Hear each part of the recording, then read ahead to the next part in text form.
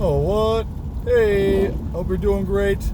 I am heading to go hand out some bags right now. I've got some bags in my back seat. Ugh. Ugh. Well, there we go. Here's a bag. But they have a bunch of they got books, clothing, socks. I've got a bunch of little not little person, but some like bag purse things. A cool Burton bag for like Burton snowboarding. I got, what else do I got?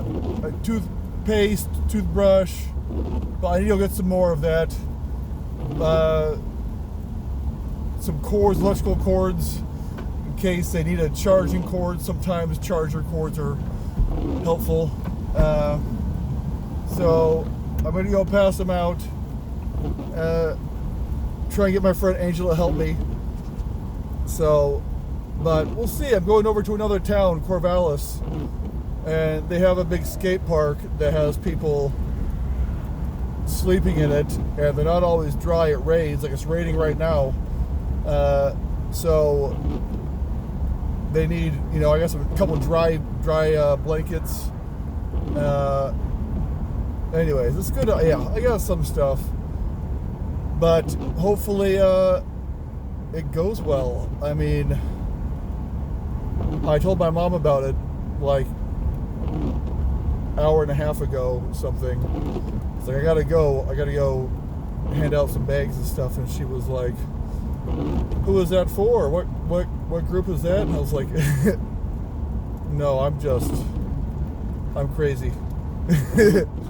Crazy in love with my community and my people. So anyways, I'm gonna hope it goes well, and I'm gonna try and maybe take a couple pictures just in case anyone's curious of what's going on, and in case something crazy happens and I get brutally smacked around or something. I don't think that's gonna happen. People don't like to usually be mean to people who are being nice to them, but although that does happen sometimes people come to be nice and they say, "Oh yeah, let's get that guy." That's silly. That's foolish. We don't want to do that. But we all have options, choices, decisions. Are we going to love people, or are we going to not? Essentially comes down to, are we going to love people? So, anywho, well, I will let you go. I'm driving, so I should probably, this part's curvy. For a while it was just straight, but also, you probably shouldn't make videos and drive? I'm probably not safe. Yeah, I mean, it can be safe. I mean, police drive around with a laptop in their front. I've gone a couple hours without barely using my hands, more than a minute of time, going from Powell, Wyoming to Billings, Montana. It's like a 2-hour drive if you do the speed limit, which I had to with my Isuzu Trooper number 2, 1986. It was pretty fast. Had a top speed after some chick stole it of 53 miles an hour, which is a great number. I'm a big fan of 53, unless you're going downhill, but even in fourth, you need to shift down. They drove it down to Cheyenne, Wyoming, and then they got caught by the police like a week later. But they drove it, 500 something miles. I don't know. It's not that close. It's on the other side of the state. We're like 19 miles from the Montana-Wyoming border in my town, and they were right next to the Colorado border, down by Denver, pretty much just north of Denver a little bit, in Laramie. So yeah, it didn't run very fast. But anyways, if you do drive in the area, also there's no police for like a 25-30 mile stretch of that road. My buddy Sam pointed it out one day. He was like, there's never any cops on this section right here because there's no towns from this way to that way or from there to here, so nobody checks it. And he told me this along, like I feel like someone else told me this too, but when I was like 14 or something, and I was like, oh really, like started driving, and I look all the time. I go up there every couple of weeks, like every 2 weeks. It's where we had groceries. They had a store just 2 hours north. And they had everything. I mean, I played soccer up there. They had a mall. I moved there later on in life. They had other people who were not white. They had they had non-white people.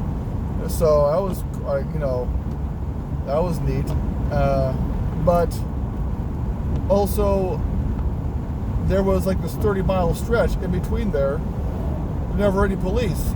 And sometimes I sped faster than the speed limit, which was at like 75 or 80 or something. And just north a little bit in Montana, it was reasonable and prudent. There was no real speed limit. Just,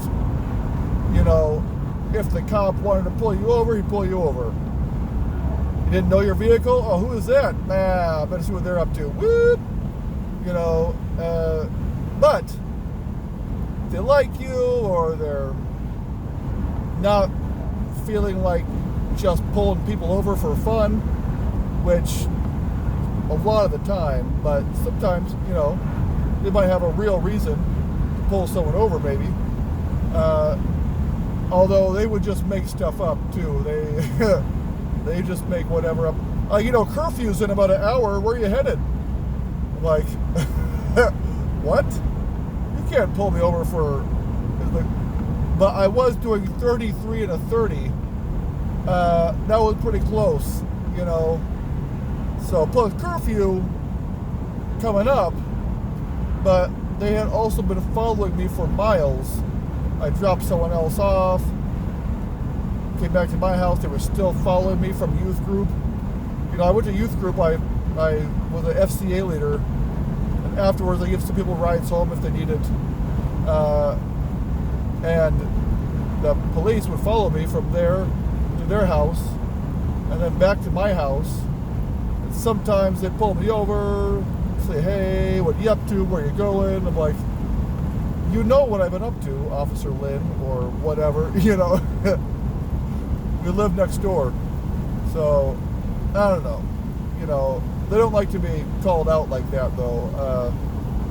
That's a good way to get bad things happen to you, And also, you want to be friendly with the police, because they're going to see you all the time. They can pull you over every day, And if you got to go to school or soccer practice or just almost anything, it's really annoying sometimes, to have the police just pull you over all the time. But anywho, I digress. I'm going to do these bags. I'm almost in the park. I got to call a friend of mine. It's raining pretty hard. Maybe I should have brought a sweatshirt. I have a sweater vest.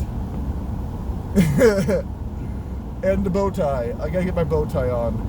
Just, because with the bow tie really puts it all together. Anywho.